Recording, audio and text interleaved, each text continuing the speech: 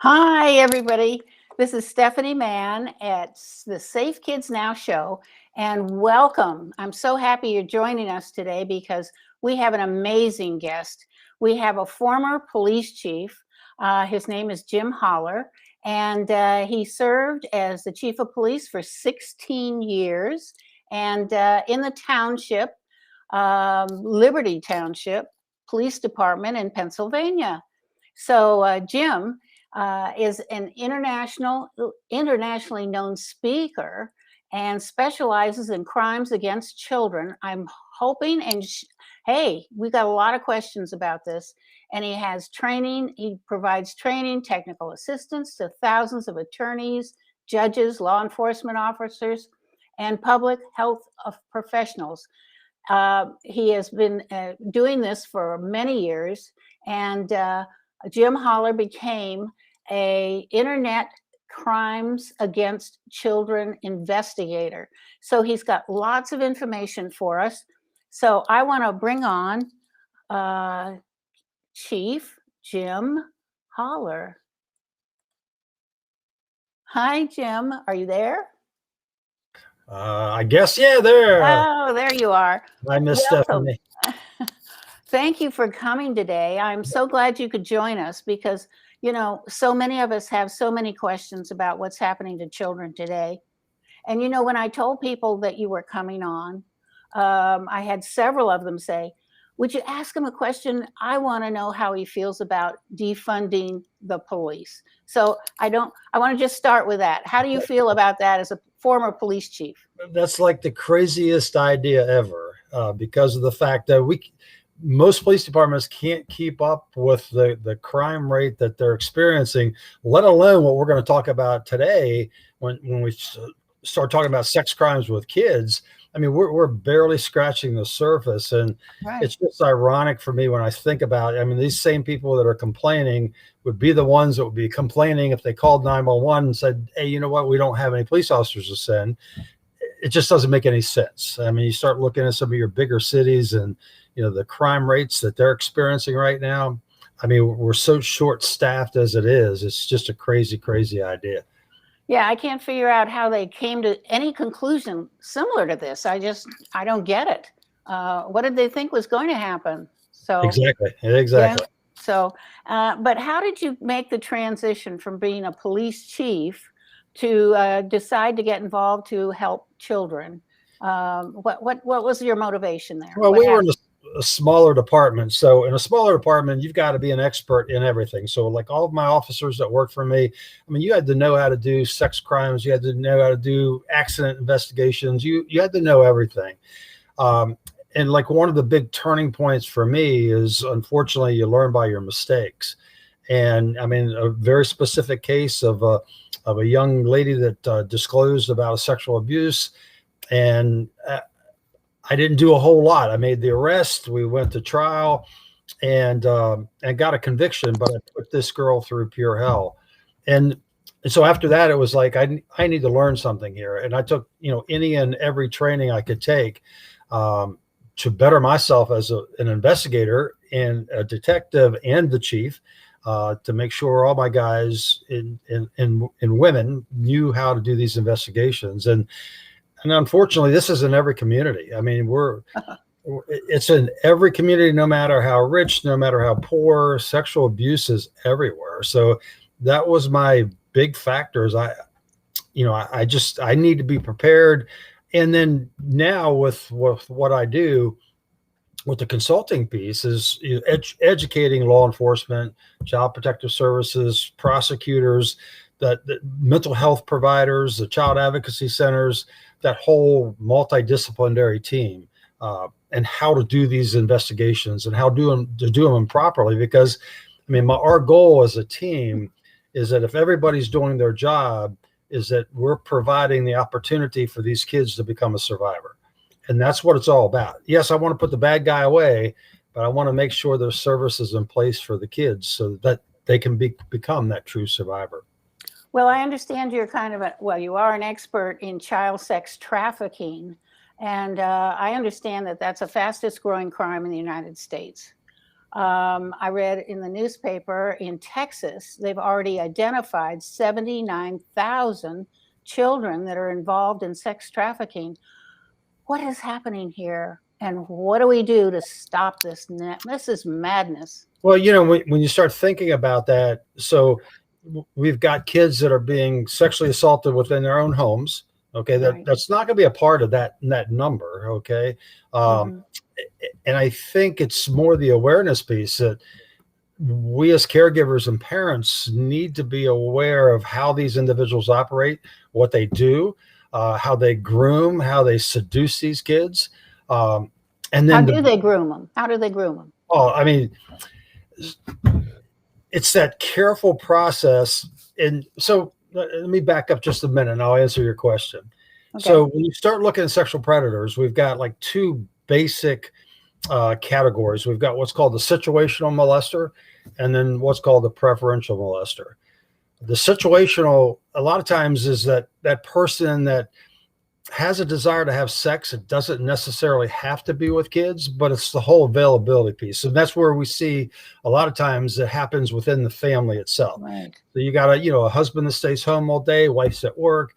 He's looking at, adult pornography all day. And then, all these ideas in his head. And then all of a sudden at 3:00, the school bus drops his 7-year-old daughter off. What a perfect opportunity. Because if these kids aren't prepared and they have not been talked to, this is a game I'm playing with dad. And, a lot of people don't understand that. And, unfortunately, in some of my investigations, we saw things that, most when it comes to child pornography, that most people hopefully will never have to see. But people would look at, for a great example is probably a 4 or 5-year-old in a bathtub, and dad walks in. I'm assuming it's dad based on body language. He's got a camera, and the girl's all excited to see dad, and ultimately dad ends up asking her to stand up. They do some sexual acts, take her into the bedroom where she's raped. Every angle's caught on camera, and every angle she's got a smile on her face, and people are like, that can't be right. But the thing is you got a 4-year-old that's never been taught that no one's supposed to be touching me in my private parts and or photographing me. They don't know. It's just a game that they're playing. Right. And so you got that dynamic of these kids don't know, and what a perfect opportunity for the parents. So we'll get back to your question though, that second individual, the preferential molester. Now, you got to remember with both of these individuals, they do share some commonalities. Is they both rape kids, so they're both equally as bad. In their mind, they don't want to hurt these kids because, and that sounds bizarre. I mean, like, okay, you're raping a 5-year-old, and we had a case of a grandfather that admitted to us that, okay, I'm raping my granddaughter, and she enjoys it, I enjoy it, and I'm bringing her satisfaction because that's their mentality, right? They think that this sexual act is benefiting the child. And so the preferential molester is the individual that a lot of times, they have a desire to have sex, and it has to be specifically with kids. And so oftentimes we think about these molesters of being that, the weird old guy at the park or whatever, right?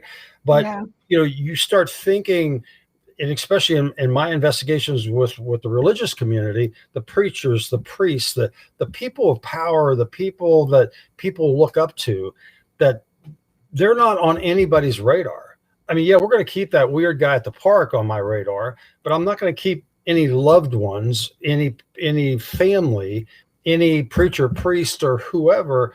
They're not on my radar because there's no way that they could be a sexual predator. But what's wild about the preferential molester is, of course, they have that desire to have sex with kids. And a lot of times they will have an age and gender preference. Okay, so let's just say, I mean, mine could be broad, 12 to 18-year-old girls, or very specific, where I want a 3-year-old blonde-haired, blue-eyed boy. I don't want a 1-year-old, I don't want a 2-year-old, and I don't want a 4-year-old. And I don't want to go without. So when that kid turns 4, I don't want to be looking around for another 3-year-old. And so what's scary about these individuals is a lot of times they'll be seeing multiple kids. So your kid just turned 3, yours is 3.5, yours is getting ready to age out at 4. And so you start thinking about what position, if in fact this guy liked a 3-year-old. And people say like, well, that's just way too young. Like, no, let me tell you what, we've got individuals that are raping infants, or sexually assaulting infants. Okay, so it's across the board age-wise. So what profession or where would I need to be around 3-year-olds, right? Would it be a daycare setting? Would it be a church daycare or nursery or whatever? Again, bottom line is everyone needs to be on your radar. And these individuals, this preferential molester, when you start thinking about the hundreds and hundreds and hundreds of victims that they have, and these aren't dumb people. These aren't stupid people. They're smart, and that's why they don't get caught. And yeah, we arrest some here and there, but most of the time, these individuals aren't being caught. Here in Pennsylvania, over the last 10 years, 2 major investigations with the Catholic Church. And one of the things that they found is these priests, they had been molesting kids for about 25 to 30 years. And they're estimating, 250 to 300 victims in their lifetime that we know about. And so it's scary. And then, people, you ask about the grooming process, so I see a kid that meets my age and gender preference. Not only do I want to groom this kid, but I want to groom you as the parent. Okay. Because that's where, like I said, everybody needs to be on a radar. And if I get you to totally trust me, you're going to give me access to your kid. And you're going to let me take them to the ball games. Now, how scary is that? That's, it's unbelievably scary. And I could spend the next, 5 hours talking about how many of these kids that were being raped by not only just a family member, but also someone that, mom and dad just totally trusted, for sure. So. Wow. This is such a huge problem today. And, our access to the internet makes it very easy for kids to get involved. Matter of fact, we have a question from Cecily, and she says, how much does child pornography impact sex trafficking? Oh my gosh. So this preferential molester that I talked about, they will most likely have a collection of child pornography. And the verbiage, we've kind of changed the verbiage a little bit to child abuse images, but they will have a collection. They could have, several to hundreds to thousands of images of these kids. And the National Center for Missing and Exploited Children in Alexandria, Virginia, they're seeing millions every year, okay, of child abuse images or child pornography that come in. The scary piece about that is that most of these images that they're seeing, we do not know who the victims are yet. Yeah. And we're hoping that we'll be able to find that, right? But yes, this is the United States is the biggest consumer in the world on child pornography as far as buying child pornography. That's such a scary thought that we have so many people and it's not all men. There are some women, but you have any statistics on men versus women into pornography or, I know it's. I don't have any numbers in front of me, but generally we're seeing males. However, we're seeing more and more arrests with females. So my gut feeling is there's a lot of them out there that we just do not know about. But yes, they are out there for sure. I saw a question pop up about complicity. How about complicity? and I saw that a lot where the wife either totally, freaked out about the husband's arrest and or didn't react at all. Right. And I think a lot of these times, especially with some of the family units that we dealt with, or we knew that there was domestic violence in there, I think a lot of times the wife knew what was going on within the family unit itself with the kids, but was just scared to death to say anything about it because of what might happen to her. Right. Yeah. This is, I know it's devastating to parents. But families have got to be much more involved. We had a guest on by the name of Barbara Johansson, Mhm. and Barbara was molested by her pastor, first by her grandfather, and then she expressed her concerns when she went to church, and the pastor took advantage of that and molested her, and she was a young girl. How do we stop this? This is it's hard to fathom that people do this to each other. Is it that they don't know they shouldn't be doing this? Is it that they were groomed themselves as kids? What do you think is motivating all of this? Hollywood? What? That's the $1,000,000 question. Okay. Okay. And a lot of times, not always, but a lot of times the molesters have been molested themselves. Okay. Right. And so, I mean, I don't know what the answer is there. With the preacher, with this woman that you were talking about, I do these investigations now with the religious organizations, is that how easy is it for a preacher and or a priest, especially a preacher that's able to be married, and they're a preferential child molester, right? So no one's going to suspect them because they have the beautiful, loving wife, they have their own kids, but they also rape kids, or they rape kids. So no one's going to ever suspect them. And I've got several stories that I use in my presentations on you bring a kid into, a young kid into an office of a preacher or a priest, and they're quoting scriptures and the scriptures weren't real. They were fabricated, to make it fit where, this is an okay thing for me to touch you, to do this, to do that. It's just a sad situation. We need to make sure that we are educating our kids about sexual abuse. However, a wild story, I think it was 3 weeks ago, I was in Texas, Florida, presenting. And I talked to everybody, and I came down to the hotel lobby, and the receptionist was there, and I had asked her a question about something, and she asked me why I was there, and I told her, and she goes, "I got to tell you my story." She goes, "I was one of those parents that talked about sexual abuse with my kids as soon as they were able to understand they had private parts, over and over and over and over again." And so she was this proactive mom without a doubt. Fast forward now, 18, 19 years, her son's, I don't know, 20 or so. The son had a lot of issues going through high school, and no one could figure that out until the son finally disclosed that it was mom's sister that was sexually abusing this boy for over like 3 years. Again, this person's not on our radar. Why would they be on our radar? She's my sister. She's, someone that I totally love. And so it's just, everybody needs to be on your radar. And you mentioned a great question about the internet. So, I think the average age now to give a child a cell phone is like 6 or 7. I mean, it's every year it just goes down and down, right? Yes. And no one's monitoring the cell phones. And I try to tell parents that you need a cell phone bedtime. Your kids should not ever be taking their phone into the bedrooms with them at night.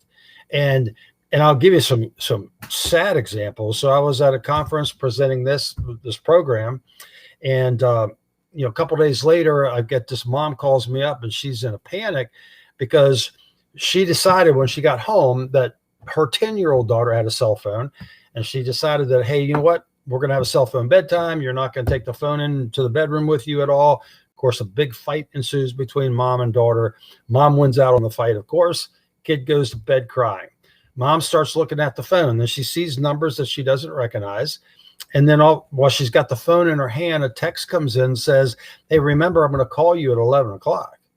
And mom's like, who's calling my daughter at 11 o'clock? And this was an adult male that had befriended her online, was communicating with her every night, and he was now also passing her along to his friends. That's what these guys will do. These individuals will do a lot of times is, hey, I had this really cool kid. You might want to try him out too. Okay. So they were not only grooming, promising to buy her things and so on. They had not yet met up with her, but it was getting real close. Parents need to take that active role and check cell phones, because there's going to be communications. These individuals, and they know that probably 99% of parents never check their phones. So I've got a good kid. They're high honors kids, and they would never do anything like that. So if I'm a child sexual predator, what a perfect opportunity. Boy, that's a important message. Take that phone away at nighttime. I've heard about kids having their phones or the computers in their bedrooms. You shouldn't even have the computer in the bedroom, because you don't know what's going on. You close the door, and we've got predators on those computers, on those phones, and the access is so easy for a predator. So that's such good advice. We have a question here from, let's see, Cecily has another question. Have you worked with Interpol? They're doing incredible work of catching internet child traffickers, including a kingpin in Australia. How did your staff deal with seeing pornography images of children? Oh, that's a powerful question. So yes, we did interact with this agency, and they're doing, between the ICAC, the Internet Crimes Against Children, task forces here in the United States, and all these other, outside agencies, they're doing a wonderful job. The question that you ask is, how do we deal with that? If anything messed me up, in fact, I do a whole a program for law enforcement called "Am I the Only One Messed Up?" Right, on vicarious trauma and PTSD. If anything messed me up more than anything in my career, was child pornography, without a doubt, because I had taken all this training.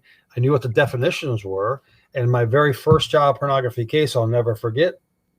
We go in, we do the search warrants, we take the computers, we send them off to get them forensically looked at.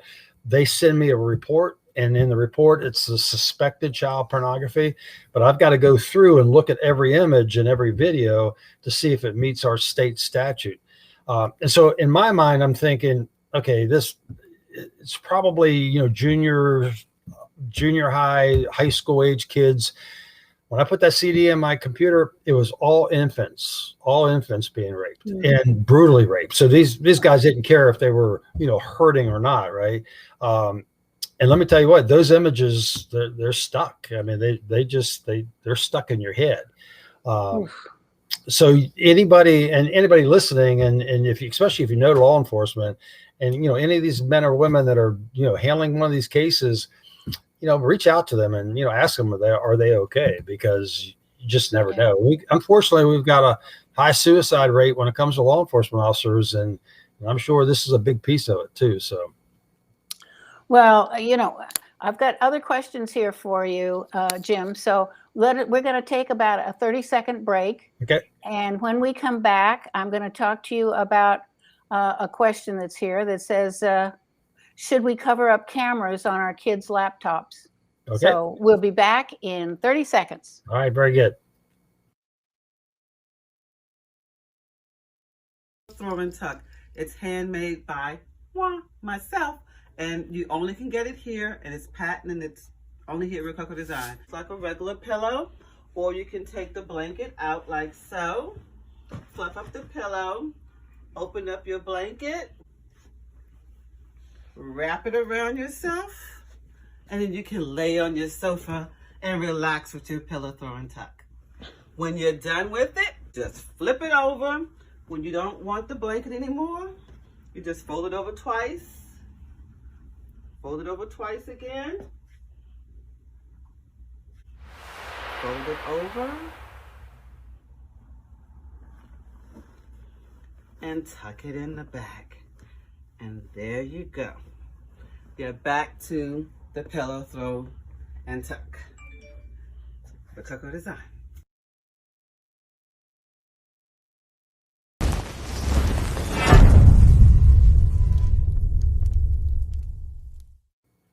Okay, welcome back. Before we went away, the question was, should we cover up the cameras on children's laptops? What do you think? In my opinion, you need to cover up camera anytime, whether you're a kid or an adult. You never know with the technology of who could be watching you, right? But we were talking about, and this is a great example of not just our laptops, but the gaming sites, the gaming consoles that you have in your house, right? And I'm full of examples. So one of several examples that I could use were a mom, in fact, was a social worker and attended one of my trainings. And she goes home, I don't know, within a week or so, she walks by her son's bedroom. Now, her son is like 8 or 9, and she would allow him to go into the bedroom with the gaming console and play, Xbox Live. All these kids love playing that. But remember what I just talked about earlier.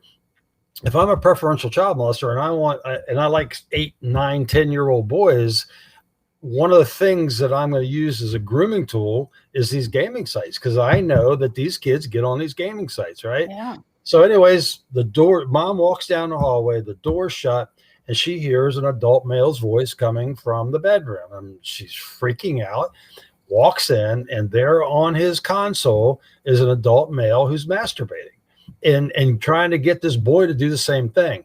So it's not just covering up our computer screens, but let me tell you what, they're going to do whatever it takes.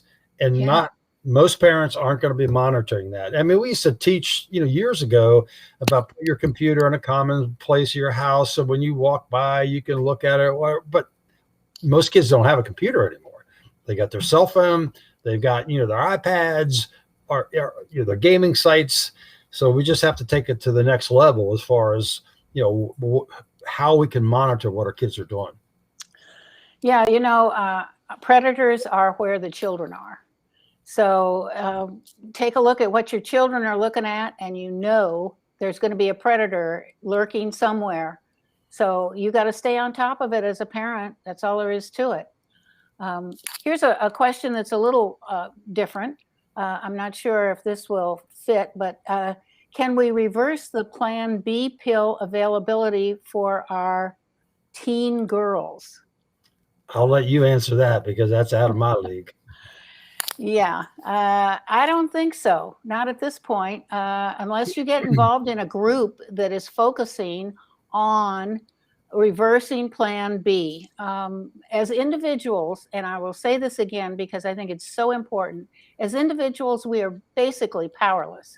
But if you join a group that's working on a particular issue, whether it's Plan B or sex trafficking or stopping child abuse, that we can all get involved in that sort of thing and be an asset to the community, because these are huge issues and they all need help.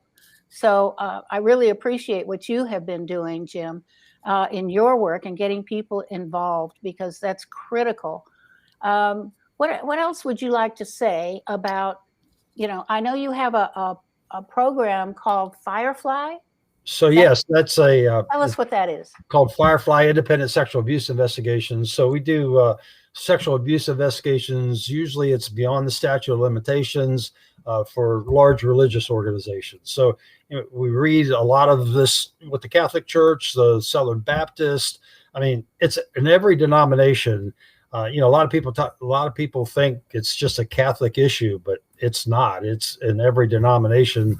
Do we have sexual predators? And so we'll go in with these kind of cold case type cases and do the investigation. And that, it's something. I guess I realized our first couple that we did how much I missed interviewing people, and especially interviewing sexual predators. I mean, you try to get into their head. And kind of play with them a little bit and get them to talk, hopefully. But one thing I want to, before I forget, with my parents and caregivers, is that anybody that wants to spend more time with your kid than you do, a red flag should come up. And I'm talking about like this, what I call off-duty time. Okay, so what's so sad, Stephanie, is that we've got dedicated, coaches and preachers and priests and police officers, social workers, mental health workers, etc., that love helping kids, that just love Right. helping kids, and that they are not sexual predators, right? Right. But if I'm going to be a sexual predator, I want to be in that mix. And that's what's so scary. In fact, when I'm doing law enforcement training and child protective service training, you know, I'll ask, like, okay, who's a sexual predator, right? And like, this is not going to be a very popular thing to say, but do a Google search on how many police officers have been arrested for raping kids, and how many social workers have been arrested for, how many mental health workers, how many doctors, you know, how many prosecutors. I mean, it's the whole availability piece, and these people aren't going to be on anybody's radar, and that's the scary thing. So again, your radar needs to be spinning all the time, for sure. Oh my gosh, we have to be so much more attentive than we used to be. And so it's wake up time, parents. You have to be there and pay attention to your kids and know who is with them and who is paying too much attention to them. Well, okay. I wanted to ask you another question about Criminal Minds, because you mentioned that to me earlier. So could you explain a little bit about Criminal Minds? So, and a lot of stuff that we've already talked about is in that program. It's Okay. educating law enforcement and that whole, what we call a multidisciplinary team of how these individuals operate. And we go into a lot of details of, you know, give you an example, like frequent moves, because we'll see this in the religious organizations where, you know, my daughter discloses to me that she's being raped by the priest or the preacher. And I don't want to take this to court. I don't want, because I don't want to put her through this. So we go to the deacons of the church. The deacons then end up going to the preacher and saying, hey, this is the ultimatum. If you don't leave, you're going to be arrested. And so they leave. And then they go to another church and no one knows about it. And we see this all the time in all these religious organizations, and not just, I mean, the Scouts, I mean, you name it. It's just kind of across the board. And so different things like that with some very specific investigative techniques for law enforcement and what to look at here when we start looking at these sexual predators. Wow. Well, we have a big job to do as parents today, and we need to be vigilant. We need to be aware, and we need to talk to our kids. One of the things, that's one of the reasons I wrote Empowerment Parenting, and I just might mention that because, you know, you need to empower your own children, even as young as they are. Our kids are smart. Tell them early at a basic age. Start with their 3 and 4. You don't have any strangers or any family members or anyone but mom and dad touch an area which is covered by a bathing suit. That's pretty visual for children. So help them understand what's good touch and bad touch. So yeah, go ahead. A great example of that. So when I was a brand new cop, my son was in 1st grade, and they asked me to come in and do a safety demonstration. And I'm like a dumb young cop. I have no idea what I'm going to talk about, but we were in dark blue uniforms, and I had this crazy idea that I was going to put a white t-shirt on and kind of fold it over and up where it was just covering my breast. And I put a white pair of shorts on. So I looked totally ridiculous, and all the kids are laughing, carrying on. And then, you know, once they calmed down, I explained to them that no one should be touching my private parts. Very simple message. Okay. But let me add this. Very visual too. Exactly. But let me add this for parents. Don't just stop at that. No one should be touching my private parts, and no one should be photographing my private parts. Because what we're seeing is, you know, you've got a parent that's, you know, over and over again about, you know, no touch, but they don't include the photography piece. Grandpa knows that. He comes in with the video camera while they're taking a bath and ends up, you know, videotaping them. But let me get back to my story. So after that program is over, the teacher brings up this little girl, and I'll never forget. She was very, very petite, big, huge brown eyes, and just bawling. And she goes, my brother is playing games with me every day after school, and he's touching me in those places. And this was a 18-year-old stepbrother. They had mom just married, I guess, and this was going on for about 3 weeks. So every day a game was being played in the living room, and she was being raped every day is what it was.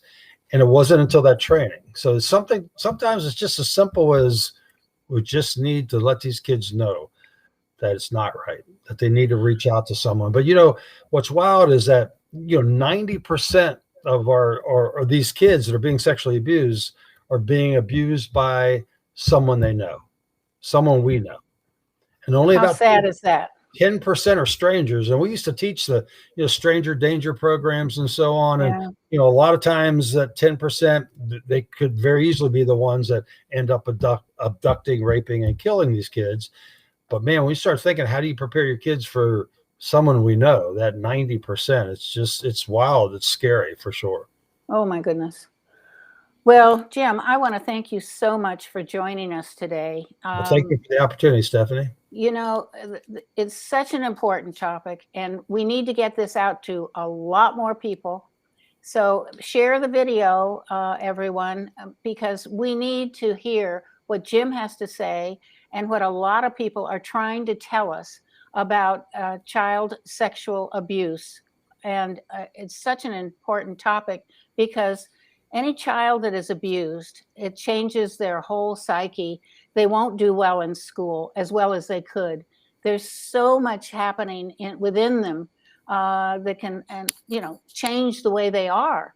So we need to do a better job of protecting children, and it starts with the parents. So please, parents, talk to your kids, enlighten them, get a copy of Empowerment Parenting, go to a class. I mean, we need to be a lot smarter because the predators are not stupid. They know how to trap your child and keep them from talking. That's a horrible situation where they scare them into saying nothing. So anyway, thank you so much. All I right, appreciate your coming on today, and I look forward to talking to you again at some other time. All right, very good. Well, thank you, Miss Stephanie. Okay, you take care. Right. And I will give a little announcement about our speaker next week. We're going to follow up a little bit on some of these subjects because this is such an important topic. And next week we have Christopher Duff, and he's a special agent with the Department of Justice, and he started the National Parent Army, and it's Parents United to Protect Families.